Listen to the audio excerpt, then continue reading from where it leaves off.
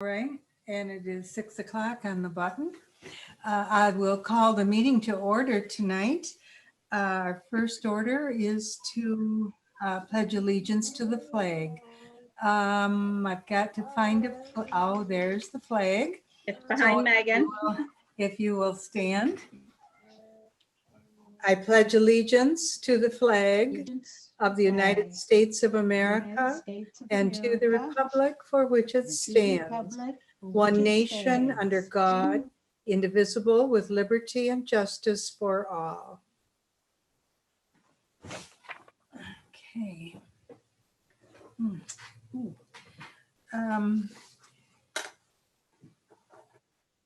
I would like a motion to approve tonight's agenda, please. So moved. John and Linda, any discussion? All in favor? John, Yes. Linda, She gave a thumbs up. She gave a thumbs up, yes. Tina, Yes. Paul? Paul is not here. Oh, Yes, he is. Oh, He's is he? Oh, Dad's there he is. Oh. phone. There He's he is. Dad's phone. Paul? Thumbs up, Paul. Where is Paul? He's listed as Dad's phone. It looks like he might be frozen, and it looks like he's in his car. Yeah. Want me to Okay. get him on the phone, Cinda? Yeah, just see, tell him we're having a problem connecting with him.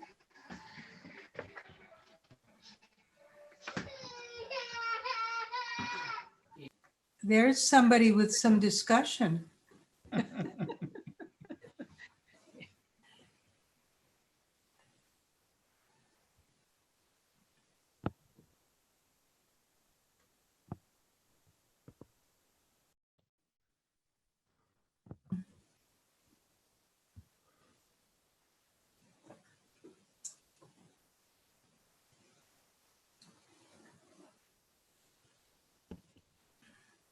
Okay. You want to leave? You want me to leave my phone on so you can vote? All right. Great. Cinda, I've got him on the phone. He's got bad reception at the baseball game.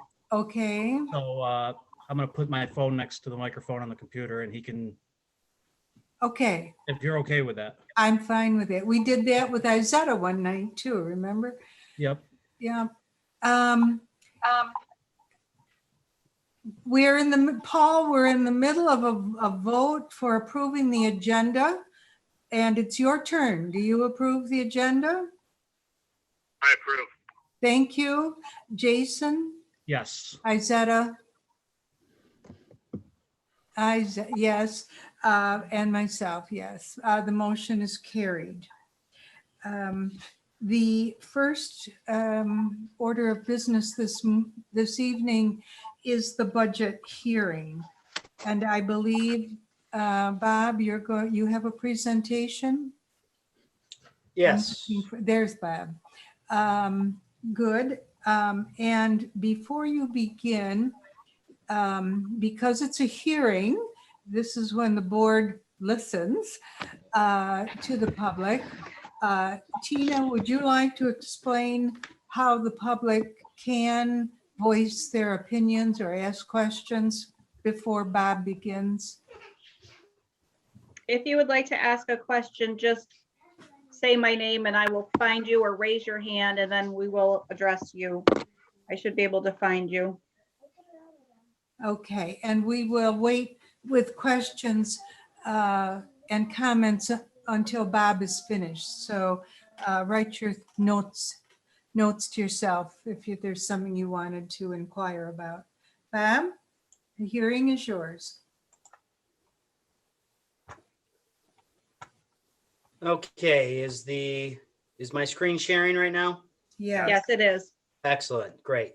Okay, well, this is the annual meeting. It's a brief overview of, this is the budget hearing, a brief overview of the annual meeting, which is better known as the vote for the budget and for Board of Education member seats that will occur next week on the 18th of May. As always, thanks to our Board of Education and their involvement as we go through the budget process and adopting a budget to go up to the community for approval. So we're going to get right into the proposed spending plan for 21-22. In Proposition 1, we'll be asking the community to authorize spending in the 21-22 school year of $32,243,946. This is a 1.56% increase over the current 2021 spending plan. One of the major sources to provide revenue to support the spending is the tax levy. And the tax levy, of course, is the total dollar amount of taxes collected from all community members that have to pay property tax for schools. And you can see our current levy in the 2021 school year was over $9.9 million. And to have a balanced budget for next year, we're looking at just a little bit over $10 million. It's an increase of 1.9% total. And the district is under what's many times referred to as a tax cap, a tax levy limit. And every school district has a different calculation every year. And every district will come up with a different number that is unique to their own situation.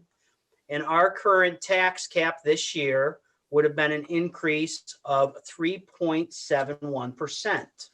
What that means is the Board of Education could adopt a budget and go out to ask for approval of a proposed spending plan that would take a levy increase of up to 3.71%.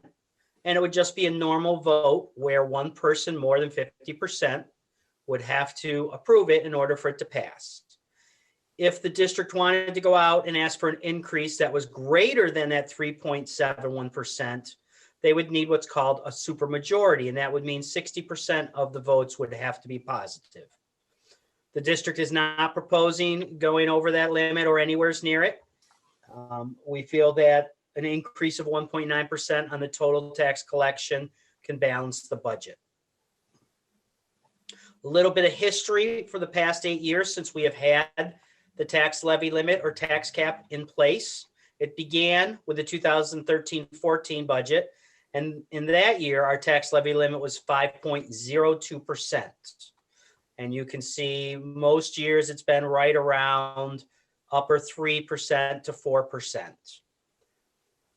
The actual increase column to the far right, that is what the board adopted for a proposed spending plan and an increased tax levy. So there were a couple years where it was at 0%, and it's been at 1.9% for the past 4 years.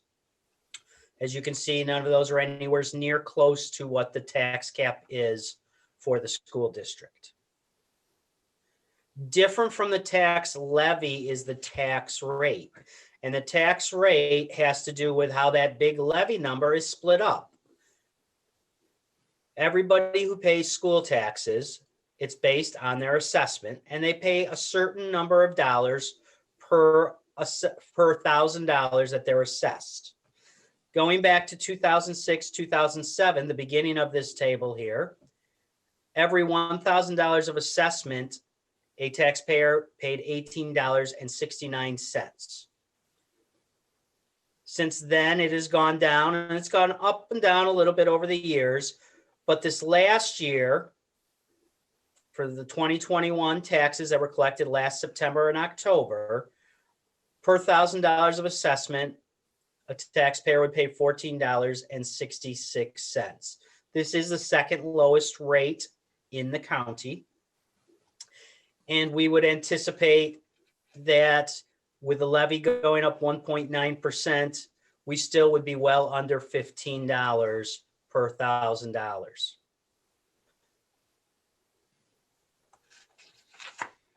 How do we support the proposed spending plan? Well, we have to have revenue coming in. We already talked about the tax levy, property taxes being a major source of revenue. We're right in the middle here. You can see the changes we just talked about. It is an increase over the current year of $188,000 and change. Our largest source of revenue is state aid at the very top. And we are seeing an increase there of a little under $600,000. These are just projections at this point. There are always finalizations that come through later, but that's our best estimate at this point, is a little over $17 million. Separate from our normal operating state aid, we also get building aid. Building aid is basically reimbursement of money we have spent on capital projects over the year.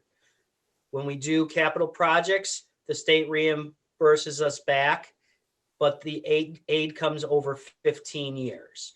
So this building aid that we're getting of $3.5 million next year is over, we'll be getting that amount for many years, and we've been getting some of it for a number of years. Overall, that is a minor decrease from currently this year, about $45,000 less of building aid. But when we get to the expenditure side, you'll see that our debt service, or basically our mortgage payments we have to make, are going down about $40,000 also. So it's about a wash. We do rely on fund balance and reserves to balance the budget every year. We do have a funding and use of reserves policy that the Board of Education reviews every year, at least once, and does update it in their June meeting every year. The way that we access our reserves is according to that document. There is a decrease of our reliance on fund balance and reserves from the current year budget to what we're proposing for next year. The biggest reason for the decrease is we did have a one-time appropriated fund balance of $250,000, which was directly tied to a one-time cost for a deputy superintendent position.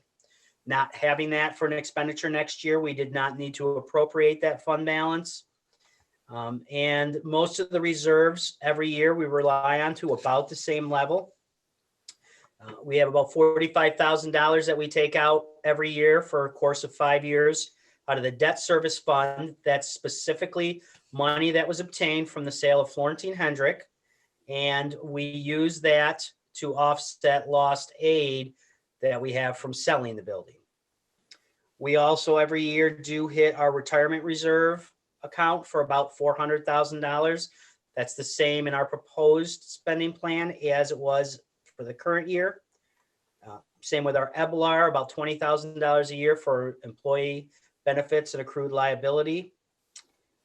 The one change that we do have where we're relying a little bit more on a potential reserve for next year is the unemployment reserve. We have seen our unemployment costs go up this year.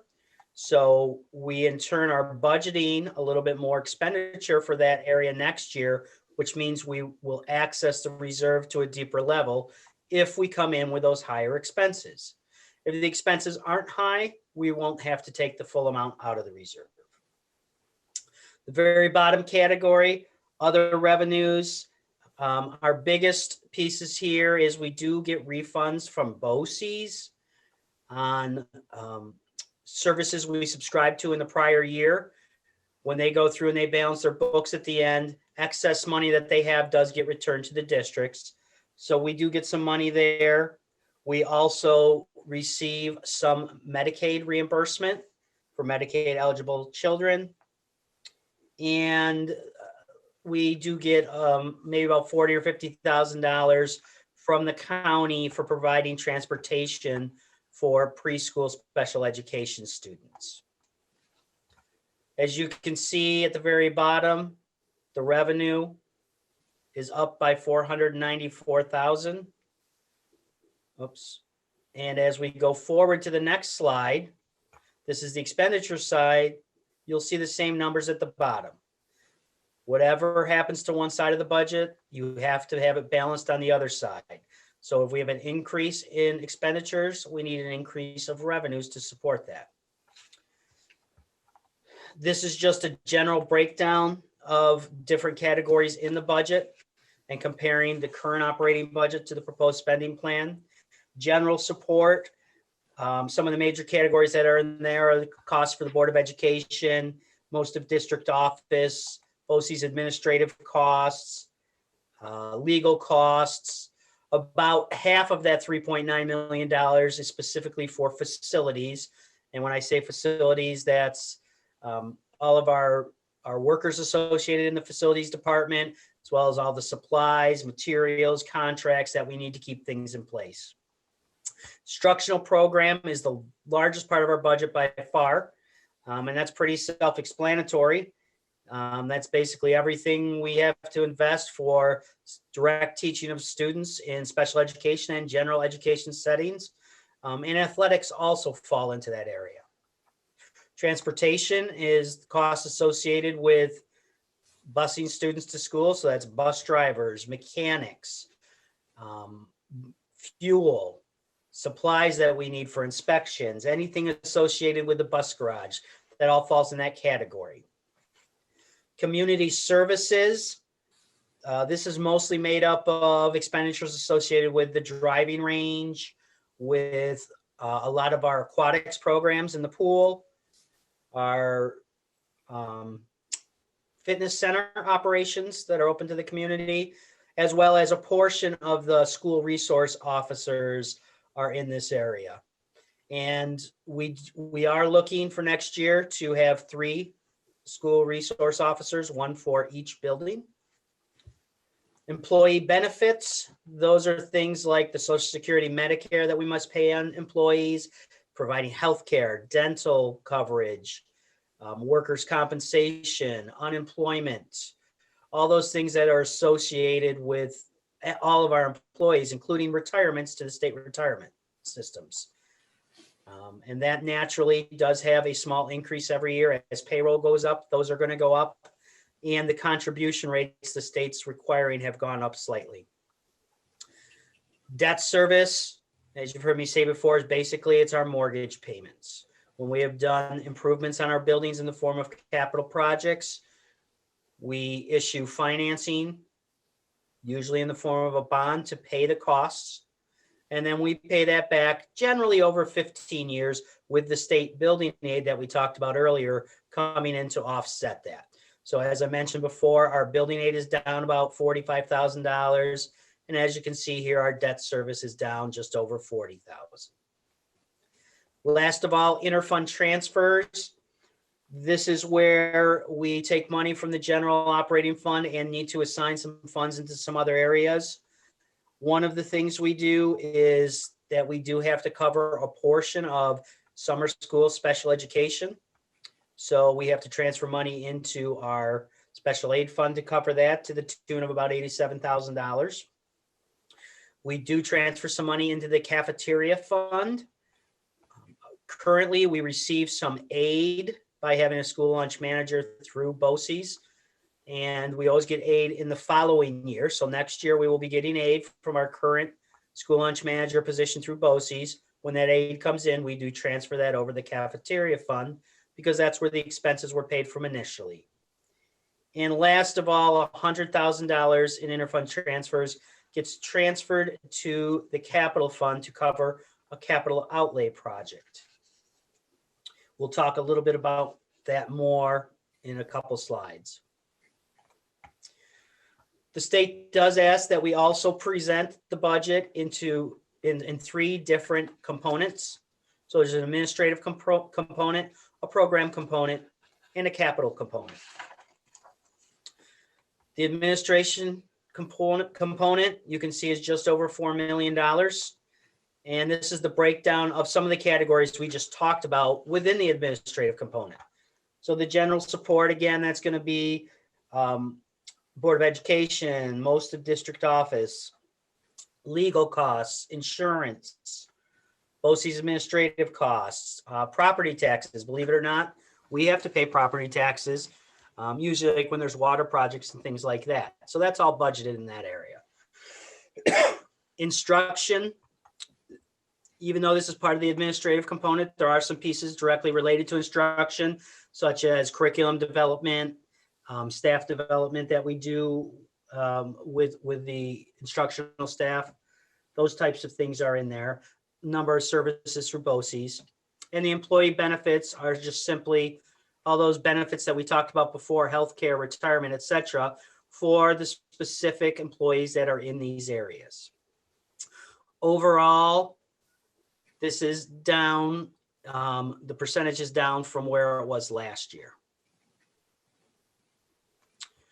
The program component, this is again the largest part of our budget. It makes up $22.5 million. The bulk of it is right in that instruction area. That's going to be paying for athletics, general education, special education. Transportation is also considered part of the program component, as well as the community services we talked about. And any employees in any of those areas, their associated benefits are there. And the 117,270, that's specifically the money that gets transferred over to the C fund or the cafeteria fund, as we talked about a couple minutes ago, as well as the money to cover local share of summer school special ed. Last of all, the capital component. This is basically what keeps the facilities going. This 1.960, that's all of our facilities budget. That's employees, that's contractual items, materials and supplies, equipment, etc. The employee benefits associated with it go there. We already talked about debt service being our mortgage payments and this interfund transfer of $100,000 for a capital outlay project. What's a capital outlay project? It's a miniature capital project. And we've been doing these for probably about 4, 5, 6 years. Whenever we do a capital project, we do get reimbursement from the state around 83.5%. That pertains to our very large project that we've got going on right now, finishing up renovations in the middle school. And it also applies to a capital outlay project, which can be built into the budget every year. The first year we started doing this, we did some renovations to our tennis courts, and we did some masonry restoration at the high school. Much needed work that needed to be done. And by bundling it as a capital outlay project, we get the state to pay for the majority of it. It's a lot of stuff that would just need to be done anyways, but we want to maximize our aid. After that, we spent a couple years replacing some windows and masonry in the old section at NRWE. This current year, we currently are doing some renovations in the elementary school library. And what we're proposing for next year is to get back to working on the masonry and window restoration at the elementary school. So what we do is when we build this budget line in to spend $100,000 out of our capital fund every year, once we do that work, the following year, the state gives us about $83,500 of building aid immediately back. They don't take 15 years to pay that piece back. We then have $83,500 of revenue in the next year to go towards the new $100,000 project. So we want to keep this cycle going every year. And in essence, it costs us about $16,000 to $17,000 of local money to do a $100,000 project. If the budget is defeated, what can the Board of Education do? They have basically 3 options. First of all, they could take this proposed spending plan and put it up for another vote in June. They could go back to the drawing board, revise to a different spending plan, and put that up for a vote in June. Or they could elect to not have another vote, and they could go directly to a contingent budget. And a contingent budget has some reductions in expenditures. The largest impact is equipment purchases can occur. But that contingent budget would have to be with a tax levy increase that is exactly what it is for the current year. So there's no revote, there's no increase in the levy.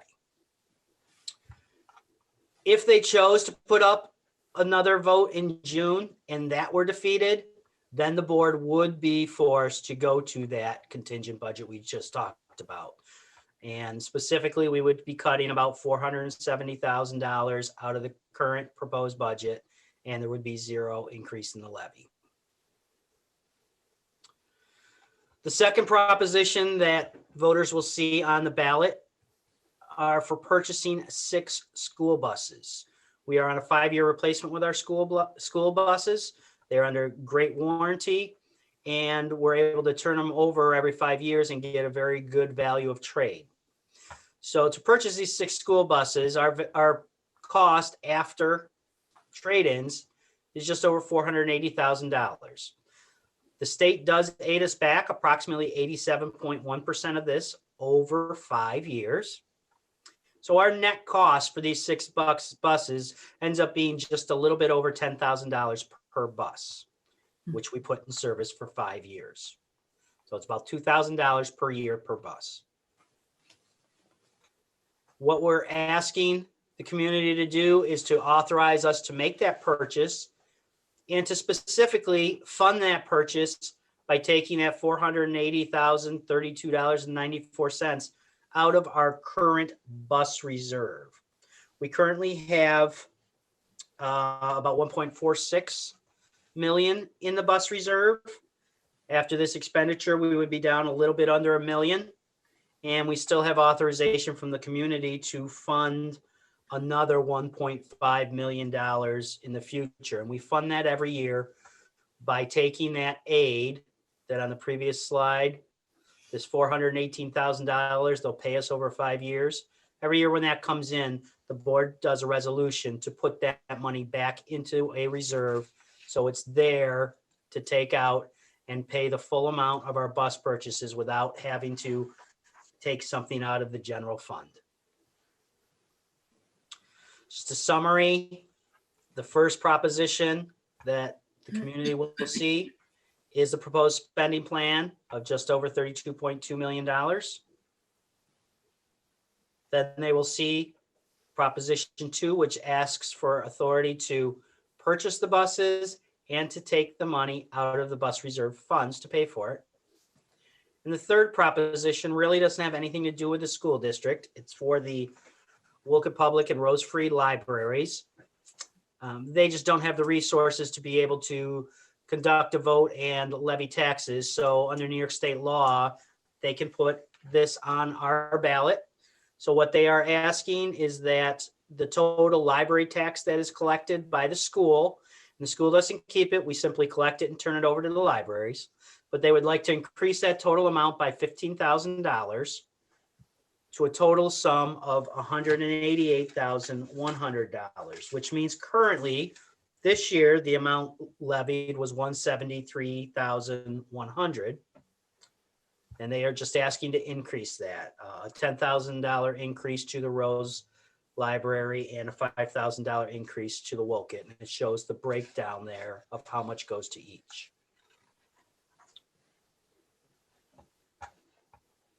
Just a reminder that Tuesday, May 18th, 1 week from today, is the annual budget vote and the election of the board members, the annual meeting. It will be held at the high school in the lobby, right at the front of the building between noon and 9. And that's the end of the presentation. Thank you, Bob. The community members who are with us tonight, if you have questions or comments, do one of these so Tina can respond and let you in. Of course, some of you, here we go. Some of you are not, we don't have your pictures. So if you're trying to signal us, we can't see you.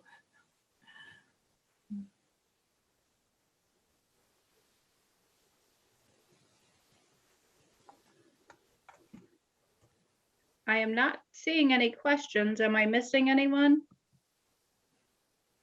If there's anyone whose name is up and there is not, we don't have the video, you're going to need to turn your video on in order for us to see you and know you want to speak. It doesn't appear that there are any questions, Cinda. Apparently not. All right. Then I declare the hearing closed, and we will continue with our agenda. At this time, the board needs to go into executive session to discuss the employment history of specific employees. Do I have a motion, please? Jason and Izetta. Is there any discussion? Then all in favor, John, Yes. Linda, Yes. Tina, Yes. Paul? We lost Paul's connection. Oh, did we? Oh dear. Jason, Yes. Izetta, Yes. and myself, yes. So that motion carries and we'll be going into executive session. Michael and Tina, you're going to handle getting us there. And we'll be about how long, do you think? I would anticipate about 15 minutes. So if the public were to jump back in at about quarter of, I think that would be about the appropriate time. Thank Okay, you. at this time, I'll ask all the public to please leave the meeting. Is everyone back? We are all set. Okay. We're back in general session and we move on to number 3, the presentations. And tonight we'll be beginning those presentations with a student presentation. Michael or Scott, do you want to take that over? Michael, you're muted. I'm going to have Scott introduce the 2 students, but tonight with us, Brendan Reed and Alexis Hunt are going to talk to us about their respective technical education programs. Alexis, I believe, is in the New Visions program for medical, and Brendan, I believe, is in the carpentry program. But I'm going to turn it over to Mr. Bradley and let him go ahead and introduce them with a little bit more detail. So we're happy to have 2 students from our BOCES programs. They just want to share a little bit about what they do in their respective programs. So we'll start with Alexis. Alexis is a senior this year. She's in the New Visions medical program. And I got to have some good conversation with her about what she's taken away from the experience. And I'm excited for her to have the opportunity to share that with you tonight. So Alexis. Hey guys, so I'm Alexis Hunt and I am a senior in high school this year. This year I'm doing the New Visions medical program, which is a program for students in high schools, just seniors that are interested in the medical fields like nursing, doctor. There is a few New Visions programs such as the New Visions Vet, New Visions PT, and New Visions Medical, and I'm in the New Vision Medical. Every day I go to Newark, which is the FLCC campus. We go there for 2 hours a day. We have Monday we have clinical. So we go to the Newark hospital and do clinical rotations. This week I went to the ICU where we saw a lot of patients that had some crazy stuff going on with them. Then I've been to PT, which you get to see all, it's just crazy experiencing that, being in the hospital and feeling it firsthand. And then Tuesday, we do a class of anatomy and physiology, where we learn most about the body and how the body works. Wednesday, I do an internship with my mother at the Newark Hospital in the surgical department. And then Thursday, we have English. And Friday, we have medical terminology. So every day is a little bit different. Monday and Wednesday are our clinical days. And there is 12 college credits that are offered through New Visions. So we have 3 for anatomy and physiology, 3 for English 101, which is the first semester. The second semester is English 103. And then we also take medical terminology. So there's 12 credits offered through New Visions, which is awesome for a student trying to go into the medical fields and have a hand on the classes that they need and save some money, which it's a lot cheaper doing it in high school than in college. There's a lot of departments that we're able to go to being part of the New Vision program. We're allowed to go to 2 West, which is a post-op department where they go after surgery. We can go to the PT department, physical therapy and OT therapy. What other departments? We can go to pharmacy where we fill out prescriptions for patients in DeMay, which is a department, elderly department nursing home facility in Newark Hospital. You can go in another post-op department in the hospital. There is, I think I said radiology, pharmacy, X-ray. There's so many departments. It's really hard this year with COVID because everything's limited to where you can go. But we're making the most out of it. We actually just started going to clinical about 4 weeks ago. So we're just starting to get a hand and a grasp on that. This program is amazing for students in high school. Last year I took the BOCES program, the health professions program, and this program's way more harsh. And if you're trying to go to the medical field, this is the program you want to go for. It's amazing. I've learned so much. The criteria that we learn and the amount of information that we have obtained is amazing. To get into the New Visions program, it's an application process, which you have to write an essay saying who's your biggest role model in your life. And that I picked my mother because she's a nurse. She's an RN at Newark Hospital, and she works in the operating room with Dr. Alexander. And I wrote about her. I ended up getting in, which was amazing because since COVID, she was only allowed to accept 25 students, and I was one of them. Being the only student from North Rose-Wolcott and surrounding schools. I know there's one from Lyons. I think there's 2 from Clyde.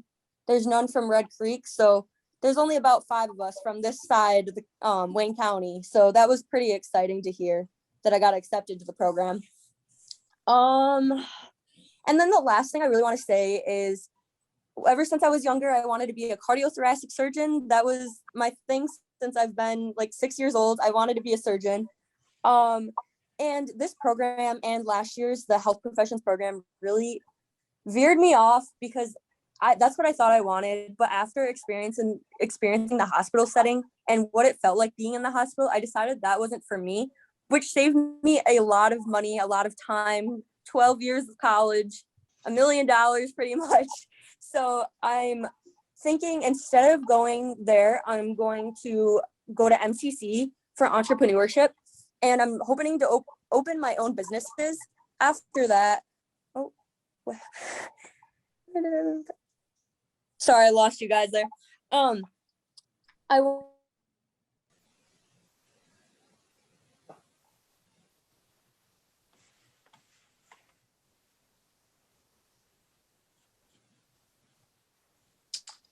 Alexis, I think we lost you.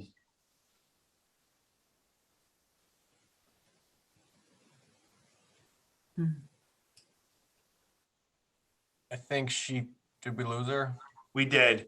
So why don't you have Brendan go, and if she jumps back in at the end to tell us what business venture she's getting into.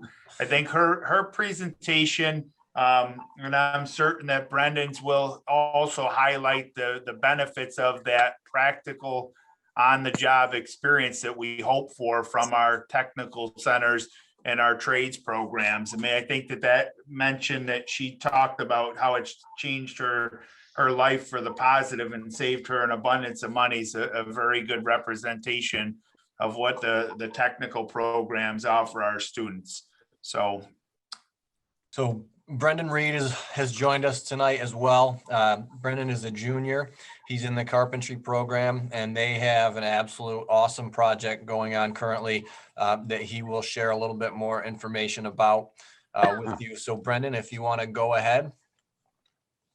Hi, my name's Brendan. Right now in carpentry, we're building a house. I really enjoy it, and the teachers make it unbelievably fun. They make it like you're in the real world. So if you're just standing around or just not really engaged in it, yeah, obviously like taps you on the shoulder or gives you a job or something, make sure you're like involved in everything. So I think that's great. It really like shows you that if you don't work hard, you're not really going to get anything. Like stuff's not going to be handed to you. Being in this program's made me realize that, and it made me like change my work ethic and just try harder and just put more effort into everything I do. With the house, the seniors, they started it, and the junior class, they like, while you're there, you have to learn the basics and just like you're new to it. So obviously you got to learn a lot of stuff. And once you get past the basics, he lets us do hands-on with the seniors, like do what they do. So once we got to that point, it was a lot more fun. Right now we're doing siding on the house on the outside. It's vinyl, so you have to be like really careful with the stuff. And he like goes step by step to make sure you do everything right before we go on to the real thing. And the juniors started with the shed that goes along with the house. So that was like a mini project that really got us to like know the basics of siding and just like starting from scratch. So that really helped. And just like all the inside stuff, all the fine working you have to do, that's just, he does everything to make it realistic, like you're working for somebody. And after high school, I haven't really decided whether I'm going to go to a trade school or just get right into it. My grandpa has a company and he wanted me to work for him. So I either am going to do that or go to a trade school. Some of the stuff I've learned there, obviously how to build a house. I didn't know anything about that. Just how to work with others and make my like personal work a lot better and higher quality. Mr. Kelly is probably one of the best teachers I've ever had. He's really smart with the stuff. He's very nice, and like he doesn't just give up on you if you don't understand something. He stays with you and just explains it better. I really enjoy working with him. Being in this program, it's really made me just like see the good things I have and just opened up life for me. I really enjoy it, and I'm looking forward to next year doing more hands-on, starting the house from scratch and actually being there for every single bit of it. I really like it, and I'm looking forward to it. Thank you, Brendan. Yep. So at this time, are there any questions for Brendan regarding his program up at the Wayne Technical and Career Center?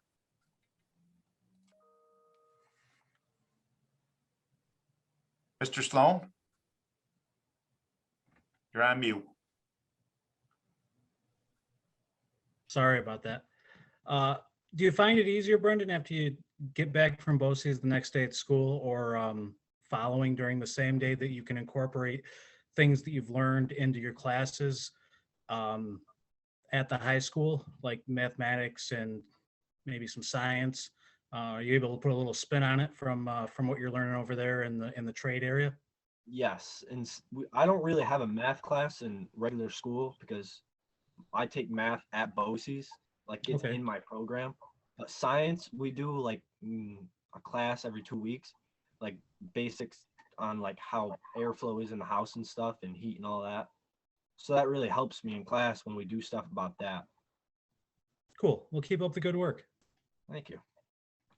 You did a fabulous job in telling us what you're learning and how you're learning it.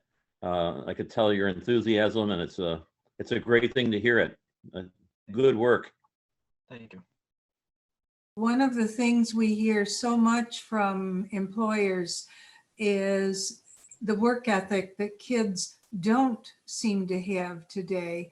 And Brendan, obviously you have a good work ethic and you're developing it, and that's just going to take you everywhere in your Hope future.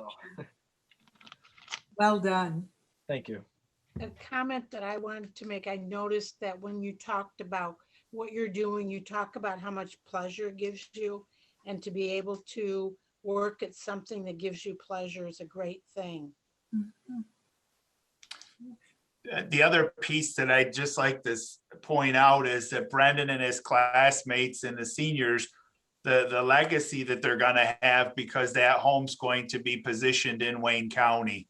So it's something, he referenced his grandfather a few moments ago. That's something when he has children or grandchildren, and he'll be able to point out that home that he was involved with. So that's a nice piece that, you know, compared to a typical assessment, you know, he may not recall the assessment, but he'll certainly recall that homestead, and he'll recall the work on the siding. Well, I think we're gonna have to inspect the shed first, so just to make sure he did a good job. Yeah. So Brendan, thank you very much for your time. Yeah. No problem. Thank you for the opportunity. Yes, and we also want to thank Alexis. She certainly has a lot of enthusiasm for her field, and how wonderful to get that experience in high school, changing her mind in a professional choice. Just really good things coming from that. A lot of great things happening, for Yeah. sure. Well done for her too. Thank you. Oh, you're there. Hi. So that piece, just to piggyback on that, Alexis is one of the students I met very early on this year. So that entrepreneurship, I have no doubt about it. I'm just curious to see how many businesses she starts. I'm excited for sure. Okay, Wonderful. thank you, Alexis. So much. Thank You're you. welcome. Bye, guys. Goodbye. Bye. Bye. And next we'll move on to SWBR and campus construction. Hi, everybody. It's Kevin. I got Kevin, myself, and Brian on tonight. I know we gave an update recently a couple weeks ago, but we do have some good progress to report to the board tonight. I'll start on the top and work my way down. On the third floor, we're virtually complete with the punch list. Unfortunately, there is a couple of handful of items that we're still chasing, so I can't report that it's 100% yet, but we're very, very close. The contractors have moved down to the second floor. That has come a long way. In fact, we have final inspections scheduled for the end of this week on Friday. And so the next meeting, I'll be able to give us a solid update on that. First floor is great. The awarded abatement contractor that we came to the board for at the end of April, they mobilized. They've already 100% cleaned and got clearance on the OSHA cleaning section of the building. So if you, to be reminded, that's the arcade corridor between the gym and the auditorium, and then the east vestibule, and then around the corner to the south end of the building towards the ELA rooms. All that corridor is all 100% cleaned and cleared. They started the abatement process, and I learned this afternoon they got clearance on the first phase of the abatement, which was the corridor that runs north and south that's adjacent to the auditorium. End of day today and tomorrow, they're starting to mobilize into the auditorium and the ELA rooms. That's the last two spaces. So they are going to split their crew up so that they can do both phases simultaneously. So we're happy with their performance. They came right to the project and are really knocking it out. In fact, they're even a little bit ahead of where we anticipated their schedule to be. The high school, or I'm sorry, the middle school gymnasium acoustical panels are 100% complete. That was the contractor that we awarded early in the winter. So when they were able to get back in the building last month, they came, and it's about a 2 to 3 week duration, but they're done. Outside the building, we did bring the site engineer back. He came at the end of last week to do final inspections. We haven't seen a deficiency list yet, but I think there's one forthcoming. But the site looks really good, as I've previously reported. The GC is scheduling the final top coating of that parent drop-off, but they're waiting until we get more consistent hot weather, be a better application for top coating. So we anticipate that to be paved out in the next few weeks here. Again, it's just a reminder, as soon as the abatement of the odd and ELA rooms get complete, the contractors will be able to remobilize into that first floor and finish the hallway, auditorium, and vestibule areas. So all fairly good news for the last couple of weeks. We really see a lot of progress being made. Good. Any questions? Or I don't, SWBR is on too. I don't know if Steve, you want to add anything? Hi, everyone. This is Steve Repholz. No, Kevin, I think you covered it very well, but if there are any questions, we'll be happy to take those. Anyone?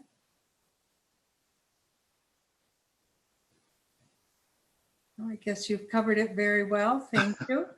Okay. Yes, thank you for being Enjoy here, the rest of your meeting. Thanks. and we'll hope things continue. Okay, thank you. Thank you. I know. We now move to the UPK presentation. Quite a few of you are working on that one. Christy, Bridget, Sarah, Kathleen, Becky. Can everybody see the presentation? Oh, yeah. Oh, they're so sweet. See, they are some cute kids on this presentation, I can tell you that. Well, thank you very much. Good evening. Thank you for allowing us the opportunity to present to you today. I would like to take a moment to introduce you to our UPK team. So joining us tonight, we have Mrs. Kathy Gushu and Mrs. Becky Sinsbo, who are both our in-person UPK teachers. And we also have Mrs. Sarah Patterson, who is teaching our virtual UPK section.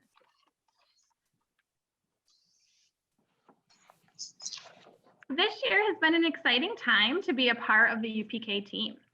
We've been working collaboratively along with Bridget Barr, our community schools administrator, to support our UPK students and families by building a strong foundation in learning and reading.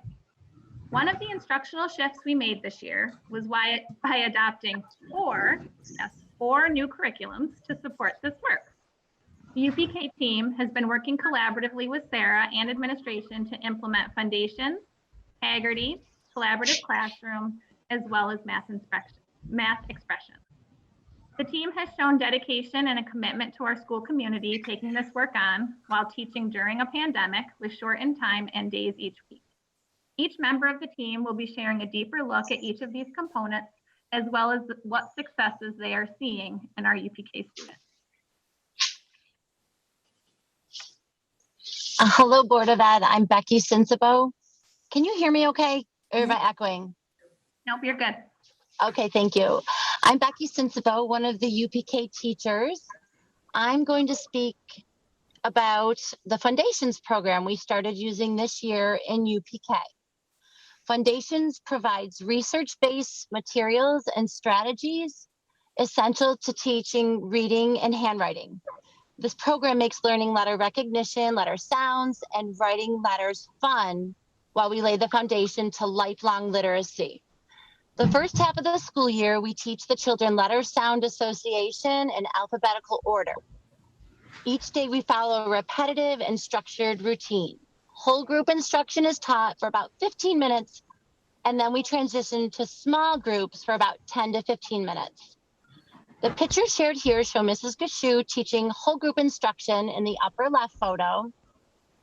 And in the upper right and lower left photos, the children are in small groups. When we come back to school in January after the first half of the year, we continue to practice the first half of the year's skills every day while introducing writing lowercase and uppercase letter skills to our daily Foundations routine. We teach all of the lowercase letters first, and then we teach all the uppercase letters. The skills taught in our UPK classrooms are an introduction to letter recognition, sound, and writing skills that will be taught to mastery in the Foundations kindergarten program. But I do have to say we are extremely proud to share many kids this year are mastering the skills we are teaching in UPK. This is very exciting for all of us. The pictures of the kids in small group instruction show them working on letter formation, writing skills, and blending sounds together to see how words are formed. To make it extra fun, we usually draw an illustration of the word we write. Sometimes it's a silly word and sometimes it's a real word. Not only are they blooming authors in the making, but also illustrators as well. And here's Donald in the lower right corner. He shares a thumbs up, feeling very proud of how well he can write his name. He is just one of many flourishing this year in our UPK program. In just a bit, Mrs. Graves will share with you the data we collected through progress monitoring assessments that highlights our kids' success this year using our new UPK Foundations program. Thank you and have a good evening. Thank you.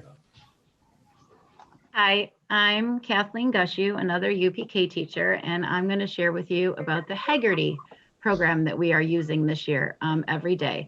It's a phonological and phonemic awareness program. Phonemic awareness is the ability to understand that spoken words are made up of individual sounds called phonemes, and it's one of the best early predictors for reading success. There are 10 daily components that are taught through listening to words and sounds. 8 of them are the phonemic awareness skills, and then there's one letter name and letter recognition activity, and then there's also another activity related to the weekly nursery rhyme. There's also daily oral lessons that teach basic and more complex skills, such as rhyming and onset fluency, isolating final or medial, which are the middle sounds, and blending and segmenting words, syllables, and phonemes, which are the sounds again, adding and deleting words, syllables, and phonemes, and substituting those phonemes. We have access to the daily recorded lessons that Haggerty provided this year. The top picture that you're seeing is my class doing a daily lesson with myself. I found that my class actually likes to stand up to do the lesson. So they've kind of gone through a series. In the beginning, they like to sit down, then they kind of transition to more of the standing up phase. So we're kind of in that phase right now. The bottom picture is Mrs. Sensibel's class watching one of those recorded lessons. We have found that the recorded lessons are very helpful to us because we learn the daily procedures for each lesson. And we provide the link for the families and caregivers to access on Wednesdays. So our classes are still able to continue their daily practice even when they are working from home. Thank you.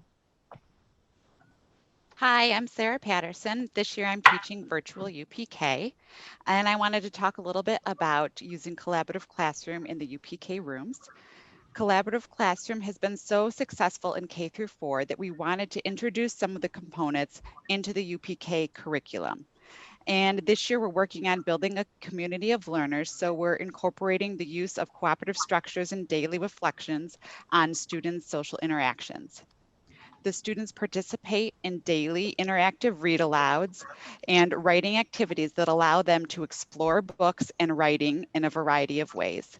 And if you look at the pictures in the top right-hand corner, there's Mrs. Sinsebo teaching a read aloud lesson. And then over on the left-hand side, there's a picture of a student writing in their journal where they do an illustration. And if they're able to, they can label the picture or write words to say what was happening in the story. The Collaborative Classroom curriculum in UPK mirrors the format, structure, and language of the K curriculum for shared reading. Doing these read alouds helps build oral language development, exploration with books, illustrating and writing skills, as well as develop social skills and creativity in the students. Another program that we're implementing this year for the first time is Math Expressions. And Math Expressions is already in our school and we're using it K through 4. So we added it into the UPK program. And this Math Expressions program provides a solid foundation that prepares students for success in the kindergarten math program. The UPK Math Expression program focuses on numbers and geometry. It's hands-on and it allows the students to also use the math skills they're learning within play centers. And it mirrors the routines and structure found in the K Math Expression lessons. It incorporates whole group as well as small group, and the students participate in daily routines, learning sessions, and math centers.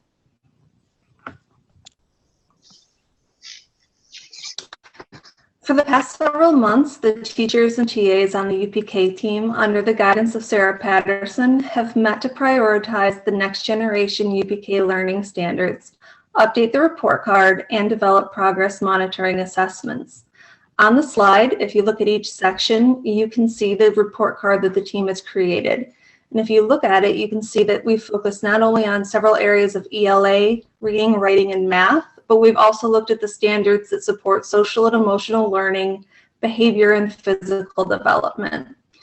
The collaborative process our UPK team is engaged in has allowed them to not only update the report card to reflect the new curriculum they're implementing, but has also provided a platform for examining the significance of the standards they teach to develop an understanding of how those standards build vertically and support our students' readiness for kindergarten. The conversations they've had based on the newly prioritized standards have also provided the team the opportunity to closely analyze the curriculum and their current instructional practices to determine what skills and practices our students may need more exposure to, so we ensure that they leave UPK prepared for success in kindergarten. These have been thoughtful, insightful conversations, and the clarity provided by these discussions have given us an avenue to develop aligned progress monitoring and screening assessments that are essential in identifying students in need of intervention or enrichment. Another shift this year has been using progress monitoring, allowing instructional staff to celebrate the successes and also focus on students who may need some extra support. We have also been able to add a block of intervention for each UPK class where identified students receive additional letter naming support each day. We are thrilled to share our March data with you, which showed that 67% of our current UPK students already know at least 21 letter names, which is the expectation for kindergarten students in October. This information will help us identify students who may benefit from our KinderCamp summer school program and also inform next year's teachers as to what student needs to continue their progressing on their literacy skills. We are really looking forward to the end of the year data. So we've included 3 videos of the instructional components discussed tonight. So please feel free to view these at your convenience of each of the pieces that we spoke about tonight. We've got a UPK whole group lesson, foundations lesson. We've got a UPK virtual foundations lesson, and we also have a UPK whole group Haggerty lesson. Neat.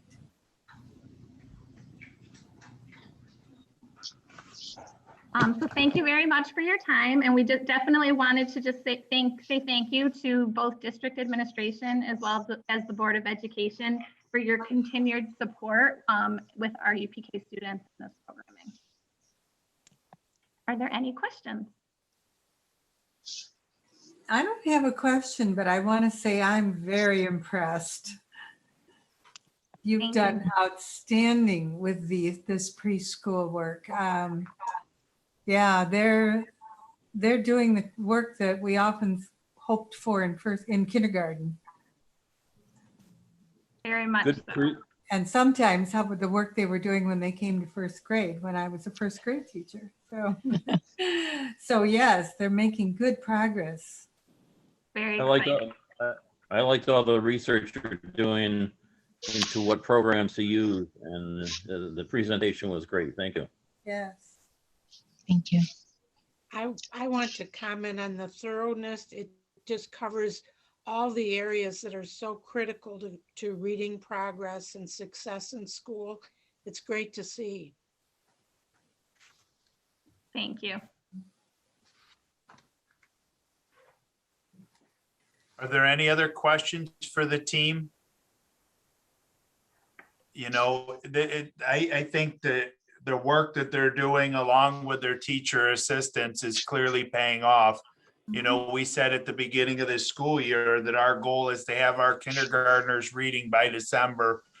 These ladies and their teacher assistants are really, they're hitting their stride. And as Christy said a moment ago, we're really excited to see the end of the year data. And we're really going to work to make sure that the retention of the material is in place over the summertime.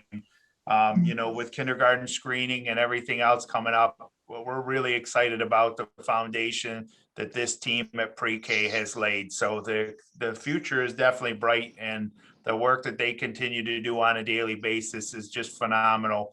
And, some of our 4-year-olds have some pretty long and challenging names.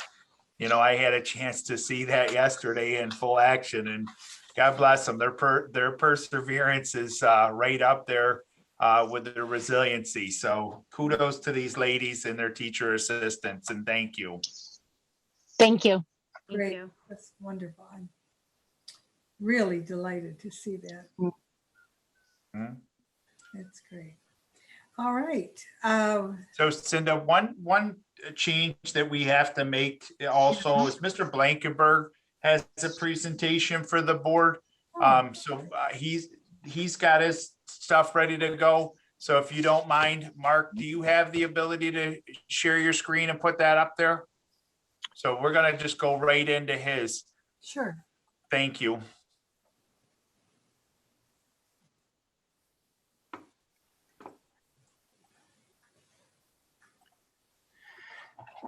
Good evening, everyone. Can you see my screen okay? Yes, thank you. Great. Well, good evening, and thank you for allowing me the chance to give you an update on our athletic department and where things have been so far this year. I wanted to start off and kind of share what I'll use the word normal or typical year would look like with athletics, with our seasons. Typically, we start in fall, which is our normally our heaviest participation time. And that's usually a 12-week season, and we start mid-August and we wrap up first part of November.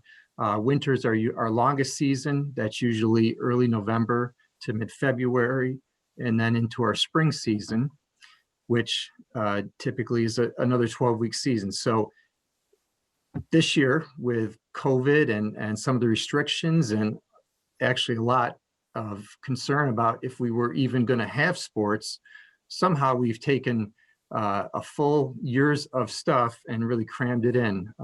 We started our fall season a little later and made a 12-week season into a 9-week season. Winter sports, we weren't sure if we were going to have our high-risk sports, wrestling and basketball, and at the last second we kind of found out late in January that we were going to have it, and we took a 15-week season and really crunched it into 9. In the fall, we were unable to have our indoor fall sports, which are volleyball. So we started that in early March and got that season in, which again, typically is a 12-week season. And we did that in 9 weeks, and with some overlap from the winter sports into the volleyball season. And then again, we did start spring recently, a little bit later, and we are trying to get that in as long as the weather cooperates. So just a little bit of comparison, a normal year on the left and our COVID year on the right. And hopefully next year we'll be back to things on the left side again. I wanted to share some participation data with you. I took a look at our 4 years of participation information that I could have, and this is just high school data. I wanted to break it down by our seasons, and I think I already mentioned our fall season. We offer the most number of sporting opportunities for students to participate in, our winter season and our spring season, and then kind of gave you like an overall, here are the season totals. So looking at that, I'd really like to see those bar graphs trending up a little bit better than they are. But for the fall, we've averaged our high, and again, this is just 9 through 12, our high school, our high number was 132 participants, and our low number was actually this year 111 participants. In our winter season, our high was in 2019-20, we had 112 participants, and our low was this year at 83 participants. In the spring, we had our high was again in 2019 and 20, we had 114 spring participants. And so far this year, we've got 85. So we're a little bit off what we normally would, kind of looking at our overall totals, we're about 47 students off where we normally are. But I guess the one thing that I will share is that we've been able through this COVID year to fill out all levels of our sports teams. So modified, JV, and varsity, where we offer all three levels, which is critical to the development opportunities for our students. And we're hoping that these numbers trend up. One thing I will say, other than cheerleading, we had all of our teams where we were able to field teams with good participation. And I really want to share, compared to some of our neighboring schools, we're in really good shape. A number of teams in the winter, a number of schools in the winter, and schools this spring that have dropped programs due to lack of participation has been overwhelming. So I'm really proud of where our numbers are, even though I'd like to see those trending upward and continue to fill out all our levels. Continuing with participation, I believe extracurricular activities are a key component to students' overall educational experience. There's mountains of data that show the value in extracurriculars and the things they do. If you look at the top 6 bullet points there, that extracurriculars help students with: higher GPAs, graduation rates, better attendance issues, higher levels of self-confidence and self-discipline, school spirit and pride, less involvement with drugs, alcohol, and tobacco. Those are all key components to a successful high school experience. And then the other value that's important that I always try to stress is the life lessons that can be learned in extracurriculars, especially in an educationally based program. I mean, it's perfect curriculum for developing the responsibilities, the accountability, the dedication, the teamwork, and those important things that, colleges are looking for, employers are looking for, that are going to help our students in the long run from their participation activities. New York State Public High School Athletic Association helps us recognize our scholar athlete teams, which basically means that teams during their season that have a 90% or higher GPA get this great recognition. And we've had 10 teams so far this year receive this recognition. And I always compliment our student athletes. Not only do they do it in their sport, but they work hard in the classroom too. I really want to compliment the girls. We have 7 girls teams. Boys, we need to do a little work. We only have 3 boys teams, so we'll be put a little emphasis on the boys in the future to catch up with our girls teams. I wanted to, jumped ahead quick. I wanted to share some recognitions of our athletes who have been recognized with some honors from our league level. And basically when you see a Wayne County All-Star team, that's a recognition where the coaches at the end of the season for the league get together and select what we call our all-star teams. So you'll see some students who are selected to first team all-star, second team all-star, and third team all-star. Kind of the academic equivalent. Your first team is like your high honor roll, your second team is your honor roll, and your third team is like your merit roll. So a lot of some of our tennis and soccer players got some great recognition at the league level this year. Continuing on to winter, you'll see some of our swimmers, our wrestlers had an excellent individual seasons. But I also want to commend our wrestling team, who was our league champs for this year. So congratulations to them. And as you kind of look some of these recognitions over, you'll notice that it's not just some league things. We've had some students that received Democrat and Chronicle, all Greater Rochester recognition. So that's some really great achievements for those students. Continuing with our winter sports, here's a little bit more about our bowling and basketball seasons. A couple things I want to emphasize here. Eva Norris, one of our senior athletes, was selected to the Ronald McDonald All-Star Game, which is typically a very popular All-Star event that is hosted. Due to COVID, it wasn't this year, but congratulations to her for being selected. And I really want to emphasize, I know you've heard this already, but Eva and Quentin Norris both scored 1,000 points this year for their basketball careers. So that was an outstanding accomplishment by both those 2 students. especially knowing that we may not have a season and a shortened season. They were both able to accomplish that. And they were fortunate enough to join their older brother, Tyler, who was also a 1,000-point scorer for North Rose-Wolcott. So the Norris's family has represented North Rose-Wolcott very well in the sport of basketball. We did finish our fall 2 season just recently, and our girls and boys volleyball teams both had exceptional years. And we do have the girls information. We don't have the boys yet, but our girls volleyball team is well represented with recognitions for their performances. So congratulations to all our students for their recognition so far this year. We've made some improvements that have occurred recently, and I want to really thank Mr. Pullen, Mr. Megan, our technology department, and especially our maintenance department for doing some things. And I know these photos are kind of plugged together, but new lights in the high school and elementary gym, it's night and day. And I mean that literally. With the new lights, if you remember what our gyms looked like previously, it's a huge change. So, thank you for supporting that. We purchased new championship banners to recognize our teams that have achieved league championships and sectional championships. We installed a live stream camera in our high school gym, which has been, an outstanding way to make sure that parents, grandparents, and all of our North Rose-Wolcott athletic fans get a chance to see our athletic events, especially in the gym. We added some new infield material to baseball and softball field, which have really improved so far this season, and that really paid off. Our softball fence did not have a fence cap to protect it. We've got that. We put some new roofs on the dugouts.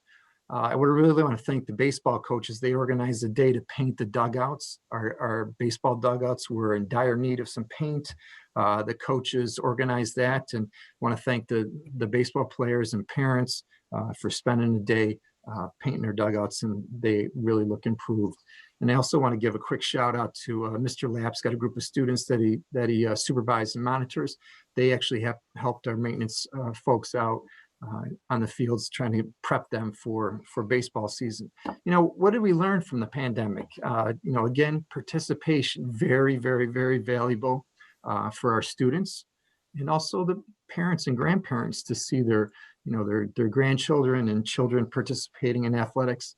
The mental health side of things, it's night and day. Talking to students, the ability to participate, see their friends, and compete has really helped a lot of our students. Just being thankful. Our students have been exceptionally flexible with a lot of changes this year, a lot of uncertainty. I really want to commend our parents. Schedules, especially for school, typically school ends at 2:30, practice starts at 3. Well, school ended at 1:30 and practices still started at 3. Students went home, parents got them back for practices, back for games, with a lot of changes. So I really appreciate our parents' support and their flexibility. Coaches coaching in a pandemic, it's not the easiest thing with all the changes and rules and regulations that we needed to follow to protect our students and folks from COVID. Transportation department, schedules were a little bit different formatted this year, and number of students we could get on buses. So our transportation department has bent over backwards trying to get our athletes to competitions. Food services really helped out. We've started to provide snacks for after school sports study hall. And when teams are going on long road trips, they provided some meals. When teams came to our location, we've also provided some meals. So really appreciate that. We learned how to live stream, and the picture, that's our gym, and that's our live stream camera in action. We learned how to live stream, and I guess just overall flexibility, and really being thankful that we were allowed to participate in athletics and have pretty close to full seasons this year. On April 24th, we had our Hall of Fame induction, inducted the class of 2021. We inducted 3 athletes and a coach and an honorary member. Mike was a very good soccer player at North Rose-Wolcott. Jamel played basketball, volleyball, and ran track. Kelly was a soccer player, a swimmer, and a volleyball player. Thomas Tatham was a former coach and athletic director for North Rose-Wolcott. And Pete Stewart was an important founding figure in the Jet soccer program. So we're very pleased to be able to induct these members into the class of 2021 in our Hall of Fame. And again, I'd like to thank the Board of Education and administrative team for all their support for athletics, and the families and students that participate, and community members that support our program. And I'd like to ask if there's any questions that I can answer. Thank you. Board members, anyone have something?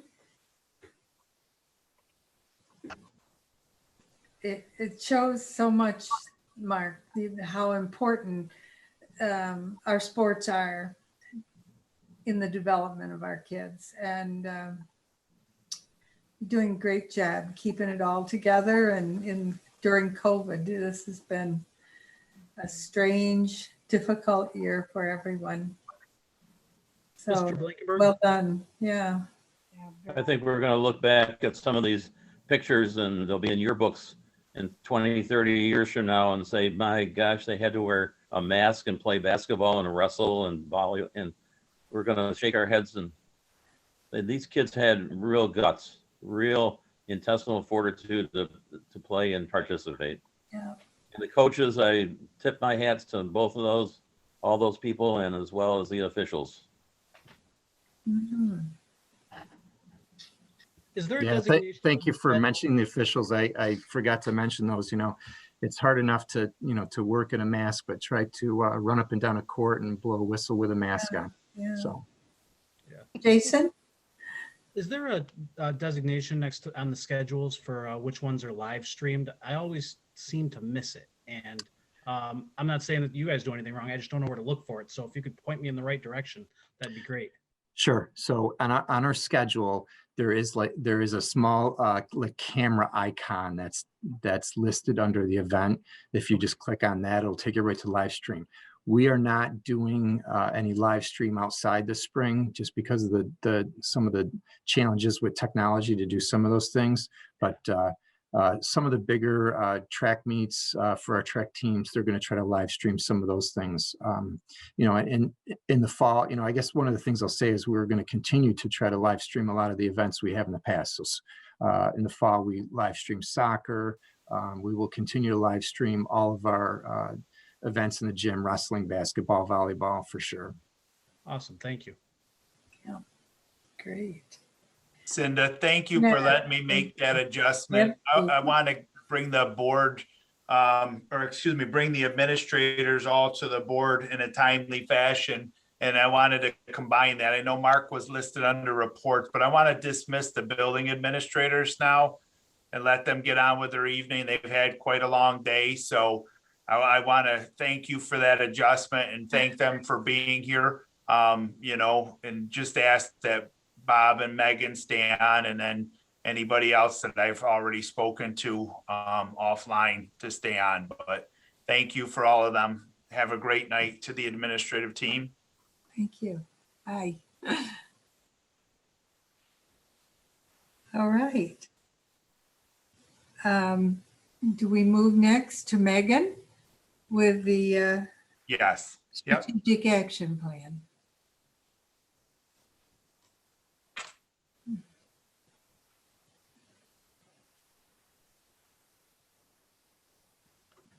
All right, I am very happy to bring to you our finished product from the work that we've done on the Strategic Action Plan Committee.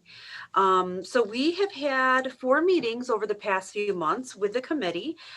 Those committee members consisted of students, parents, board members, teachers, community members, and administrators.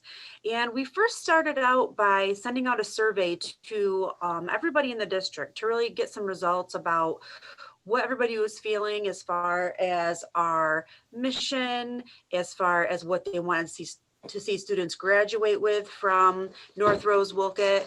And the information that we got, we used in our first meeting. and really looked at what the community was telling us. One thing that really stood out is that our current mission, which was to prepare students for a successful future, left a lot of questions in people's minds of what we determined successful to be. And did we really recognize that success could look in many different ways depending on the individual's path that they were going to take in life. So that was something we really pondered. And then another thing that came out were a lot of traits and values that our community wants our students to leave with. Just to be well-rounded, good people, basically, with values instilled in them that is consistent between home and school. So we looked at those, and through the work that we did in our meetings, we did develop a new mission that we felt really spoke to what the community was looking for.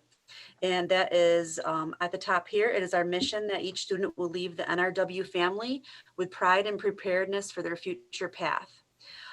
We did not have a vision before, but we really felt like this is something that we needed. And so the second part of that is really through our vision that North Rose-Wolcott is a community committed to fostering connections and developing experiences where individuals can engage in learning that cultivates individualized potential. We spent a lot of time wordsmithing that to make sure we got everybody's ideas in there, but that's where we landed to present to you tonight. The next piece that you'll notice are the Cougar values. These are the things that really came out from the community that they wanted to see in our students. And so we did a little play on words with Cougar Pride and came up with different values for each letter of Cougar Pride. So we have that we are courageous, optimistic, understanding, grateful, adaptable, and respectful because we value perseverance, relationships, inquiry, diversity, and engagement. And these are the things that we're really going to focus on teaching our students and acknowledging when we see these things in our students. The last portion of this is our community promises. This started out as the we wills that were drafted by the mental health teams and the administrators earlier in the year. And then we brought those to the Strategic Action Planning Committee and really shaped them to so that it would speak and hit on all the things that we felt like the community wanted to hear from us. And they ended up falling into 5 different areas. You can see that our first area for our community promises is partnerships. The next is equity, social emotional, academic, and financial. And really, these are the promises that we're saying all of our decisions, all of our goals are going to be aligned to these things. And these are what we want to give to you as a community. One thing that really stood out with having students on the committee is that they really felt that social emotional was a huge piece that needed to be focused on not just this year, but in the future. And so it was so great to hear their voices and really make sure that that piece was part of the action plan. What you might notice is that this is just one page. In the past, if anybody was familiar with the previous document, it was about 30 some pages to go through and look at. And so we really wanted something that we could get out to the community that people could look at a glance and understand where we're going as a district. The future work that we have to do is now to, well, first, if you accept this at the next board meeting, because this is just your first look, but once you determine if this is the direction you want to go, we need to figure out how to publicize this to all the different stakeholder groups. And that's what we actually did at our last meeting, was to get ideas of how do we get this out to students? How do we get community involved? What kind of things can we do to get teachers and parents on board? And then our work this summer as an administrative team, as school leadership teams, is really going to be to develop goals and align our programs and determine measures that are all aligned to these things. And so you'll see the school improvement plans next year will be aligned to the strategic action plan as well.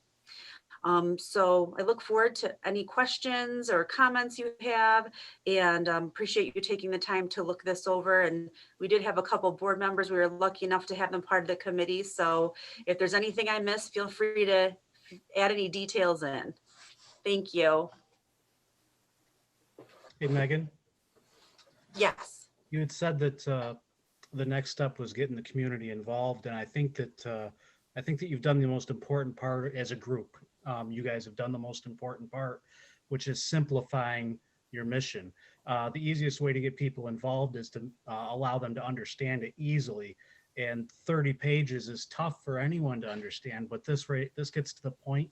And I think you guys did an awesome job. Congratulations. Thank you.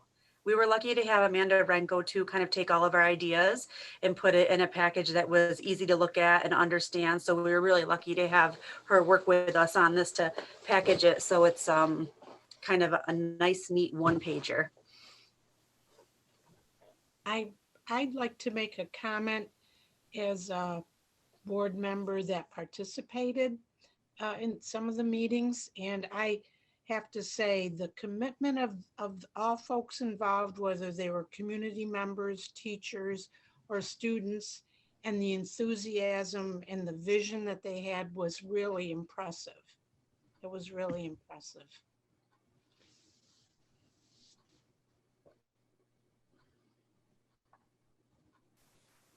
Anyone else have any comments?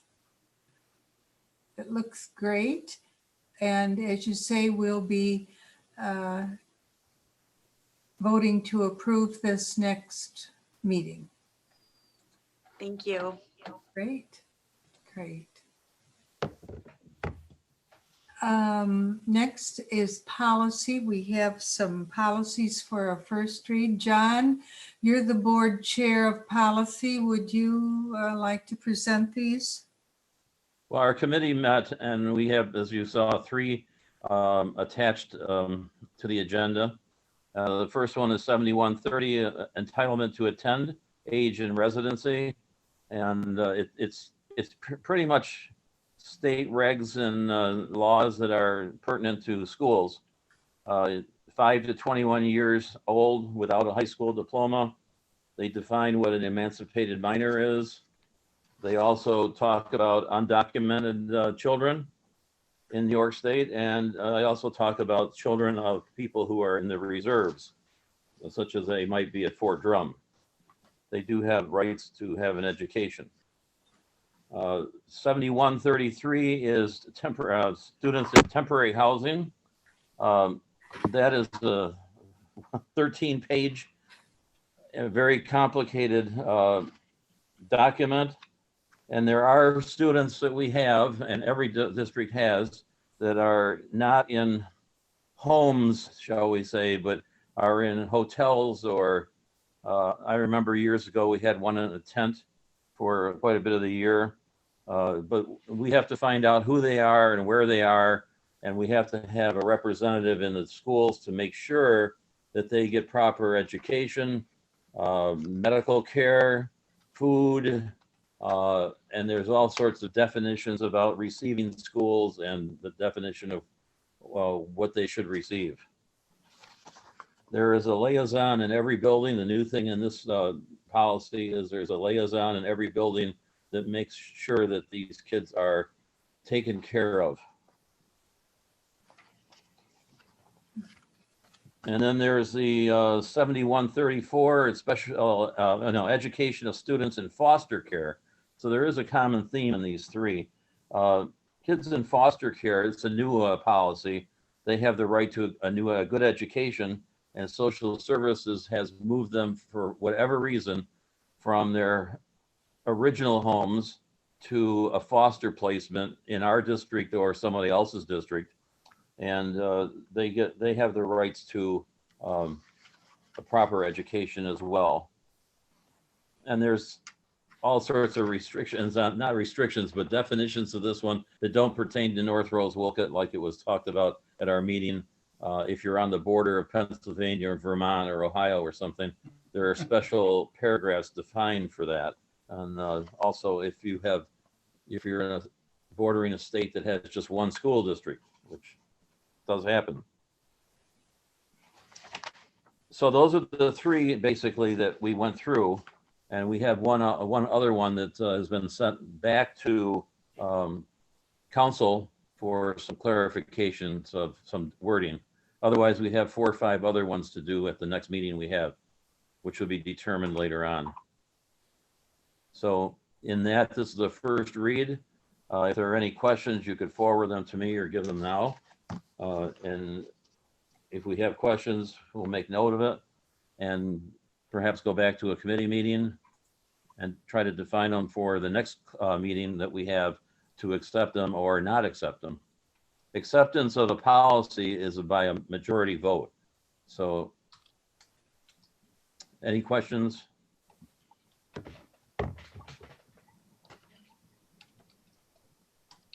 Okay, well, Thank you.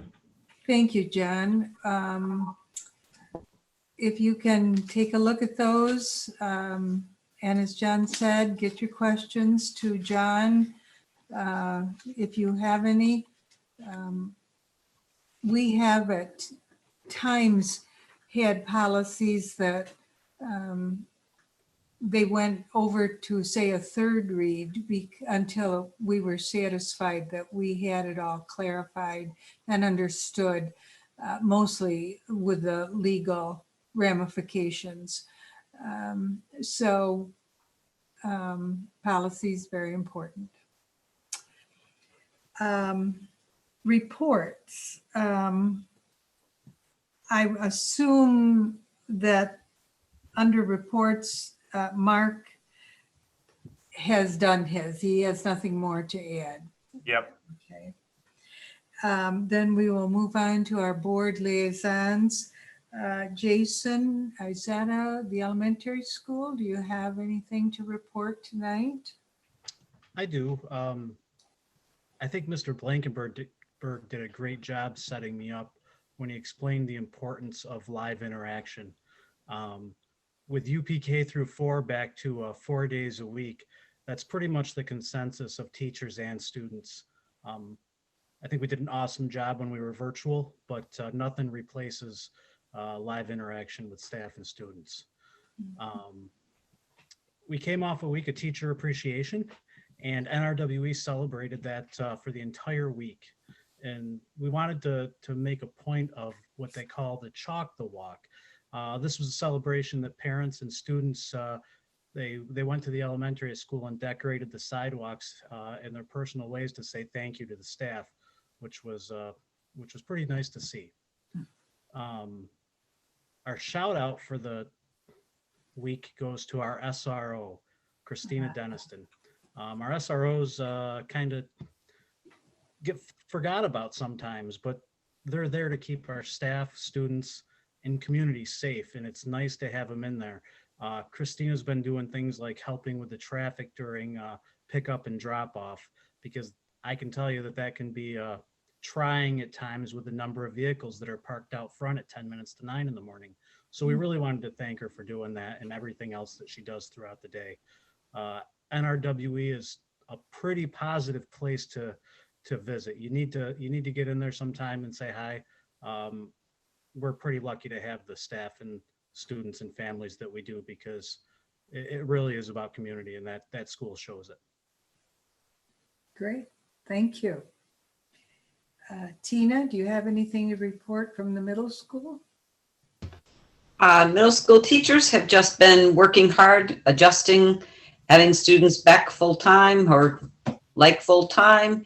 They felt that it's been a big adjustment, but well worthwhile. They've been pleasantly surprised at how well the kids are adjusting and interacting with each other and not really coming up with a lot of difficulties. So they're pleased, feel the hard work's been worth it. That's good to hear. Yeah. There's been talk, nobody knew what was going to happen until it happened. And so good. They're doing it. Glad to hear that. Paul, do you have something to report from the high school? Yeah, I just wanted to report on something that the staff did for the seniors. It was a lunch on the lawn, and I'm kind of smiling because recently the weather's been so bad, this wouldn't have worked out well, but they actually had it earlier, so it was a nice day. 87 students received up to 7 personalized letters from staff. Cougar gear were provided, gift certificates, a senior letter, and snacks. And I know that when you try to give credit, I mean, there's a lot of people that were involved, but I just want to give extra credit to 2 people. So if I've missed others, forgive me. Wendy Hawkinson was a standout, and Nick Wojak really put in a lot of work too. So it was a really great event. Everybody had a good time. Good, great to hear. Glad the seniors are getting some senior recognition here. That's great. We'll move on to Linda to Four County School Boards Association. I wanted to report on 2 different things. One was there was a Zoom class that was presented by Gordy Baxter from Four County. And I did not attend that because I want to be in charge of any Zoom meetings, but it was good to get more information about it. And he really gave a great overview of all the different intricacies and details of how you can utilize Zoom, not only in school classrooms, but for meetings. And I have a group of friends that I do Zoom interactions with that otherwise I wouldn't be able to speak with. So I know how beneficial it's been. But we also had our legislative committee meeting past Saturday, and Brian Fessler, who is the regional government relations person for NISBA, presented to us about the position papers that are presented every year at the NISBA conference. We really all learned a lot because it was our assumption that NISBA is the one that really puts all of this together. And actually it isn't. It's a combination of NISBA and the State Association for Superintendents, the State Association for Business Officials, NICET. All of these organizations work together to put together the propositions that are going to benefit our students. And he talked to us about what we could do if we wanted to send something to them. And Four County is going to be working on something to be sent this year. So that was very helpful. And that's as far as I want to go. There was more, but it's Yeah. It's too much. Yeah. That's just That goes on at Four County. Yeah. Yeah. Okay. Thank you. We come now to the consent agenda. A motion, please, to approve the consent agenda. John and Izetta, any discussion? If not, we'll take the vote. John, Yes. Linda, Yes. Tina, Yes. Paul, Yes. Jason, Yes. Izetta, and myself, yes. So that is carried.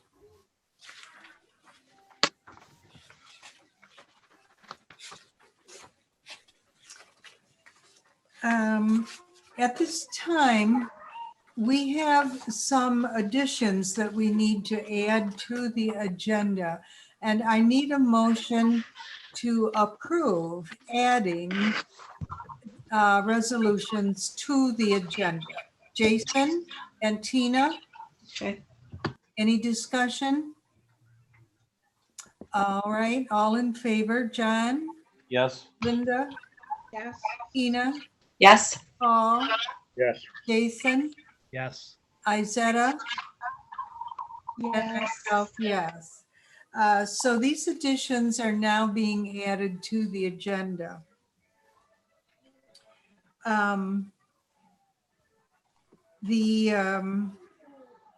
So I need a motion to approve the items listed below that we have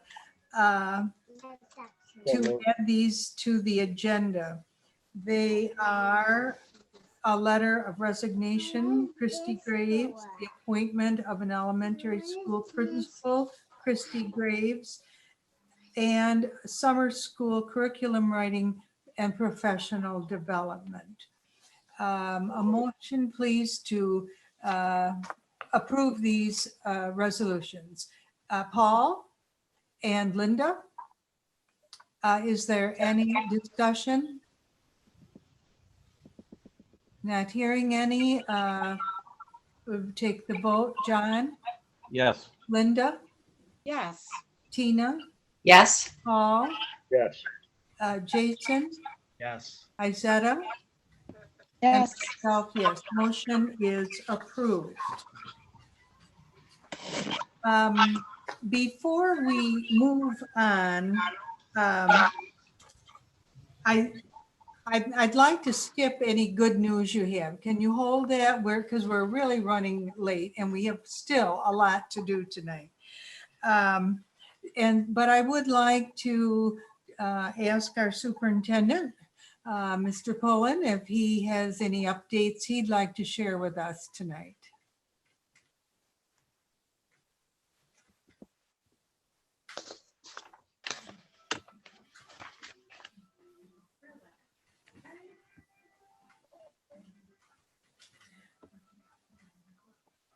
If you're speaking, Michael, I'm not hearing you.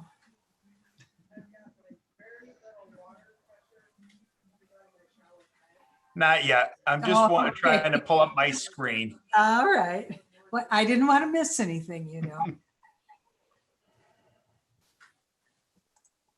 We can see your screen tonight. Okay, thank you. You're welcome. So really, it's been mentioned a few times, teacher and staff appreciation was last week. And, I just want to take a moment, thank everybody. We talked about this at the beginning of the school year. We talk about it often at many of our meetings. It is a community group. It's an organizational structure, our team as a whole. Just value and appreciate everything that our staff members do to contribute to our student body and our community on a regular basis. So I want to thank you for that. Also want to make sure that we pay special attention to a particular staff member that today, I would say for his skill and his reflex, we're in a very different situation. So bus driver Lee Campbell, as you Board of Education members heard earlier, really avoided a serious situation when a car pulled out into his lane. It was a situation that in a moment's notice, he had to react, and he did so in a very skillful way. And because of his alertness and because of his skill, I'm pleased to say that our bus and our students were received at the location and the destination they were heading in a very safe manner. So Mr. Campbell did a fantastic job, and I know he would not like the recognition, but as a parent and as an educator, I would have to say, transporting our students to and from on a daily basis is probably ranks right up there with one of the most stressful professions rather that you could encounter. And today was a clear sign that he's very skilled, very dedicated, and because of it, our students are safe. So I'd like to thank him. Also like to thank our parent liaisons and our community business donors for the recognition. They provided staff with a lot of treats last week and did a great job just, sending in the treats that really kind of reinforce why we get into what we do in terms of just a quick thank you and a token of their appreciation. And I think any staff member would second that that's all they really need in terms of the recognition. And they love they love what they do and where they're at here at North Rose. Additionally, math testing 3 through 8 just finished up today. And as you heard during Mr. Megan's presentation, the polls open next week from noon until 9. And just a quick reminder on behalf of our sophomore class that they're doing a chicken barbecue. So if you're getting home from work and you want to come in and cast your ballot, you're going to be received by some choral performances, and you have an opportunity to eat dinner and benefit our sophomore class at the same time. So that's really it for me this time. Really more of a short presentation, but again, a lot of gratitude for what we're doing here. And over the course of the last 10 months, I think you're starting to see our body of work come together. And again, it's a committed staff from every role in the organization. So really thankful for that. And just want to say thank you again to the Board of Education for your continued support for our programming and what we do. And I know that there will be a group email going out on behalf of the Board of Education and the administrators group tomorrow to our staff at large with a little message for them, just to further that appreciation. So that's it for me. Thank you. And yes, the board is very much appreciative and in awe of Mr. Campbell's ability to maneuver that big bus and keep it safe, keep our kids safe. It also occurred to me that this is one of the reasons, because accidents do happen or almost happen, is why we do these bus propositions to keep our fleet top notch, so they are responsive and in perfect condition to handle. Nothing is worse than turning your vehicle and having it wobble or not do exactly what you want it to do. And obviously, Mr. Campbell knew his bus and he knew how to handle it. So yeah, I agree kudos with to him. that.